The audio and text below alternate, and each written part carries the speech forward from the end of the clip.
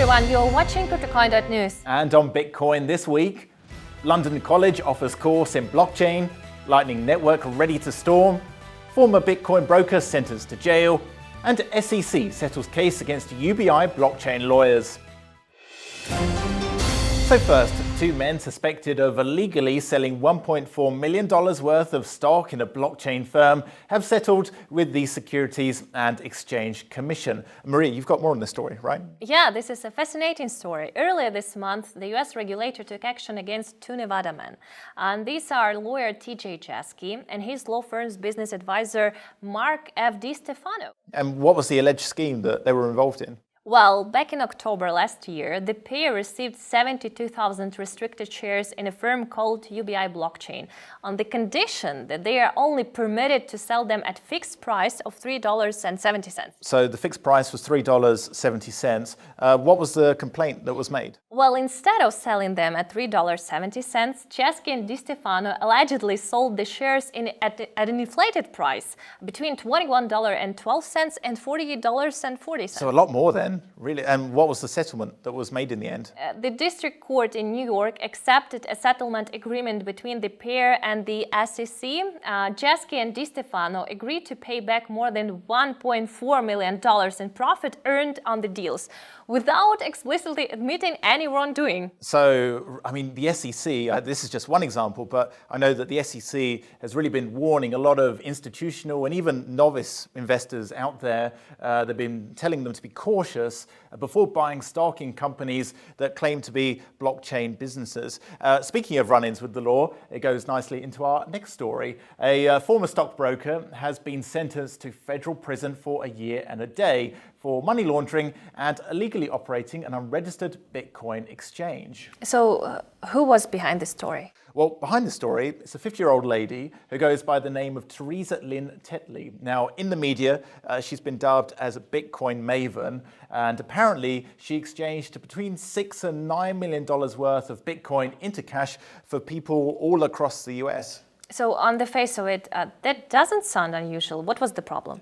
Well, on the face of it, it doesn't. But what she was doing was completely flouting anti-money laundering laws. So, for example, in exchange for turning a blind eye to the due diligence, such as know your customer, that sort of thing, she was levying a hefty charge far exceeding the going rate of legitimate licensed exchanges. Was there anything else?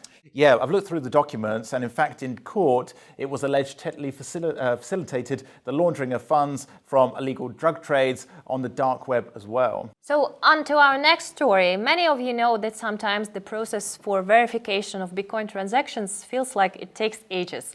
But that could be about to change. Yes, the much-touted Lightning Network will be made available to 100 merchants on a trial basis in the near future. That's according to CoinDesk. Maria, you know all about this sort of stuff, so how's it going to work? So the Lightning Network allows nodes to connect through a second layer that is built on the blockchain. However, not everyone I've spoken to agrees that the Lightning Network is the answer to Bitcoin's scalability problem. Mm-hmm. So I remember the Bitcoin course Peter taught. He was critical, although he did admit that the technology had improved significantly over the last year. On a side note, but also very important, the pilot program will be run by CoinGate, and they have promised to reimburse any funds which are lost in the trial phase. So that's the good news. Yeah, very good news indeed. So I have a question for you. Whenever you've been at a party, have you ever felt sort of, maybe you guys out there as well, have you ever felt tense or perhaps even nervous when the conversation turns to blockchain talk? Well, not really, actually, no. Really? No. Well, the fact that you've actually been at a party where there's blockchain talk sounds like it's pretty boring. But if you want to keep up with other people, perhaps your friends, of course, you can complete an online course in cryptocurrency investment and disruption. Now, sounds very interesting. It's being offered by the London School of Economics.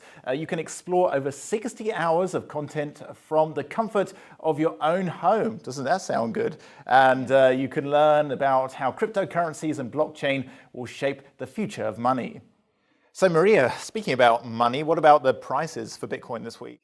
Yeah, Monday's opening of $6,775 seemed to promise another week of recovery following everything that we have seen over the last fortnight. Yeah, well, that didn't really last long though, did it? Unfortunately not. There were some unforeseen events this week. Tuesday events, news actually, that the decentralized exchange Bancor had been hacked.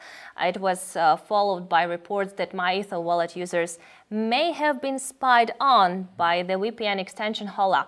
$400 were shaved off the Bitcoin price on Tuesday, sinking it to a low of $6,320. Yeah, and on Wednesday, there was a hint of recovery. It kind of struggled over that $6,400 mark, but it slipped again to close at $6,360. And that's all for Bitcoin this week. I am Maria Ovchok. I'm Tom Bell. Don't forget to subscribe for more. And see you next time.